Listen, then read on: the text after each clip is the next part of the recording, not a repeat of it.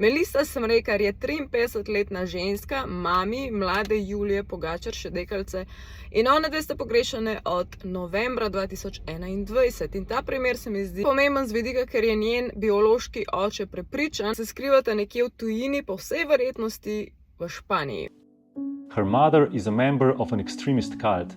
She abandoned her two grown-up sons and stole our Julia away. Za čim več detajlov si kar pogledajte tale link, ki ga je tudi vzpostavil oče, ki jo še vedno išče, in pa tudi ponuja denarno nagrado za kakršnokoli informacijo, ki bi pripeljala nazaj do njegove hčerke, ki jo želi nazaj. Se mi pa zdi ta primer res poseben zaradi ozadja. Julijan oče mnenja, da je bilo to zelo načrtovan odhod, in sicer nekaj časa so bili stiki med njimi čist cool, čeprav sta bila ločena, ampak sta imela deljeno skrbništvo. Se je pa vse zapletlo, ko naj bi Melisa padla po vsej verjetnosti v neko sekto. Luca Ule, who are also members of the cult.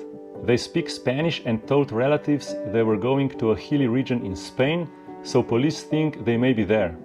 The cult is run by a Slovenian living in the Azores, so Portugal is another possibility. It's unlikely that they left Europe. Ker je ta sekta take vrste, da se boji na smrt 5G signala, cepiva in takih stvari in beži od kakršnekoli civilizacije, oče sklepa, da sta mogoče nekje tam okrog Kanarskih otokov, nekje v hribih mogoče, ker res ni nobenega signala, tudi sabo nista vzela ne laptopa, ne telefona, tako zelo očitno ne želite biti na vezi z nikomor. Oče vsak dan, ki je hčerka Julija pogrešana, na tablo v njeni sobi nariše srček in teh srčkov je že definitivno preveč in jo želi samo nazaj objeti, ker punčka objesli je ta mlada, da bi se samo odločila, ali je taka sekta za njo ali ne. Tako da, kakor zveni vse skupaj odročno, informacija je zdaj tukaj in če kdo karkoli ve, če kdo karkoli videl, ne, to res sporoči. Da moš verjeti. 1 leto pa pol sva rešvala.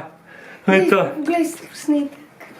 Zdaj, če se vam mogoče zdi cool, da bi jaz naredila serijo kratkih videov o slovenskih pogrešenih osebah, ki jih je ogromno, celo bazo, tako mislim, da med 250 pa 300 teh ljudi, in z veseljem bi majčkeno povedala o tem, dokler je še neka opcija, da se te osebe najdejo. In zdaj to je tipičen primer, kjer dejansko mogoče kdo lahko kaj pomaga.